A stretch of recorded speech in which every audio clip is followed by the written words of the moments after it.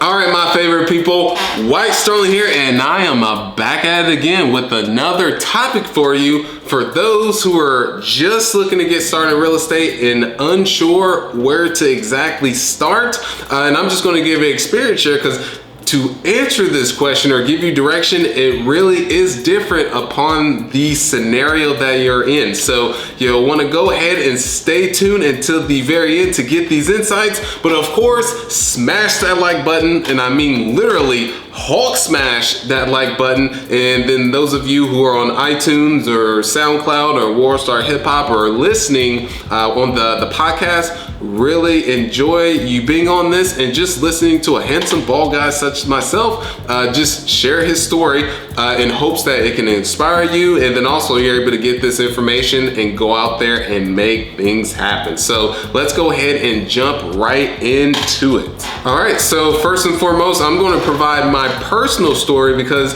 as I've mentioned, there's so many different circumstances that people can actually be in, meaning that someone who's retired and they just, let's say, sold their company or business and they've got some cash that they're sitting on, or let's say you're older and you just retired and you have a decent nest egg that you're looking to invest in real estate, or let's say you're someone who is in a 9-to-5 and you're looking to do this as a side hustle. Or for myself I started in the industry with no money whatsoever. All right, so just kicking off the story is that, one, for many of you who are just now coming across me, yes, I've got my pineapple shirt on, which is by far one of my favorite shirts. I know that's a little side note, but born and raised in Indianapolis, Indiana, Section 8 housing, grew up on welfare, never thought I was actually going to make it to the next day just due to the environment I was in. Statistically should not be sitting in this chair sharing this story, but ended up, luckily, mother moved us out from the inner city to more of the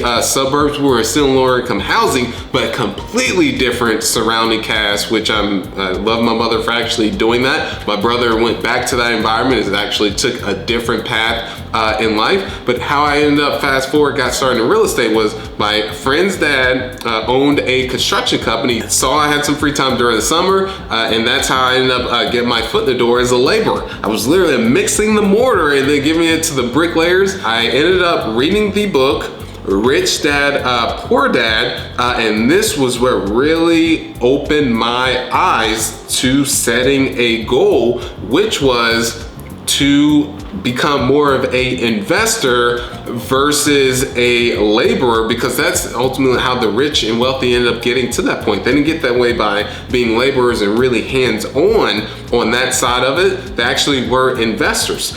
So I ended up setting a goal was to buy my first single family house. But here was the thing was, I didn't have the money, but during this whole time in my early 20s, this is when I started on the path of self-improvement. And I'll tell everyone on here is that, please, you gotta start with mindset. All these tactics and tools that I share with you, or even others on the YouTube or let's say podcasts that you listen to, or let's say forums or books, is if you don't have the right mindset and way of thinking, none of it matters. That's just my personal experience here, and I actually really do believe that. So through this I started to brainwash myself that I could actually literally do anything that I ended up setting my mind to, which was firstly that I would be able to find that first deal. No, I didn't have the money, or I didn't have a lot of the resources that I needed, but I knew I would still be able to bridge the gap, which leads me into my second point, which is partnering with someone. So if you don't have the cash yourself, is that there are people out there that don't have the time to find the deals, but they do have the cash. And for myself at that time is I ended up partnering with someone. I started working for them for completely free. And I didn't have, at that time it was my early 20s, so I really didn't have a lot of obligations. I was living in my friend's den, and he had these two dogs, two terriers, and I like to call them terrible terriers, good dogs though, but they were both named Toby, and one of the dogs just happened to be black. I don't think that's where he was going with that. I don't get into race, it's just a funny story I like to share with people. sometimes.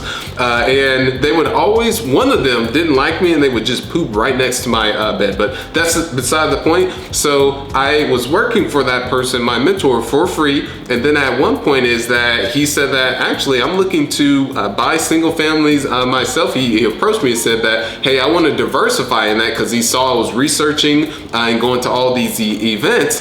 He said, yeah, if you find the deal, I will actually fund it. And then that's how I was able to get my foot in the door there, because I ended up finding a deal. And the third is you want to network and get yourself out there and start telling everyone what you do. And that's exactly how that first deal ended up finding it. It was someone that I met at one of these events. And then also one of the partners where we were able to grow a company to just under 500 units. I met that person at a event as well, and some people are saying that I don't want to meet people, I'm more of an introvert. Is that one, you just got to get over it. How big is your why that you're looking to push towards? Or you could just network online. There's sites such as biggerpockets.com that is free, and I'm not affiliated. I don't get a kickback for you guys to sign up for a free account. I got to mention that. But yeah, you can go on there, you can network with people, but it comes down to seeing how you can deliver value. And you may be asking, okay, well, I'm just starting out. How can I offer someone value? Is that one, when let's say when I was on the forums on Bigger Pockets, people were asking about Indianapolis. I did not know so much from the investing side, but I was able to provide insights because I was born and raised in Indianapolis, so I could give them just my personal perspective and opinion on certain neighborhoods. So there is always a way. You just have to figure it out. Or do want to just stop this real quick? Smash that like button for those of you, if you are getting value from this on the YouTube. Of course, those of you who are listening to podcasts, just smash your phone, I guess. I don't know. You get where I'm going with that. If you actually did that, that was a little bit random, but let's go into the next one. And we're going to end off on, which I touched on earlier, is your mindset.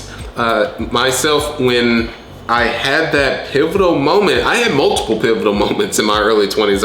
I trained for a Guinness World Record. I felt that dramatically, but from that I ended up learning to myself and overcoming the limiting belief, the fear of failure. So that was one thing. I also met my mentor at that time. I actually got my first deal, and then also got into self-improvement, and then the mindset, and listening to the Zig Ziglars, the Tony Robbins, the Norman Vincent Peale's, the Napoleon Hills, is they ended up just really saying that there is no excuse. If you want something bad enough, there is a way for you to be able to figure that out. So this is where you got to start, is that yes, you can have the tools, the tactics, what to do, the next steps, but if you don't have the right mindset, this is where I see so many people get tripped up. Because if a kid such as myself, or well, I'm a grown man now, but if I can get to where I am from where I came from, shows you what's possible.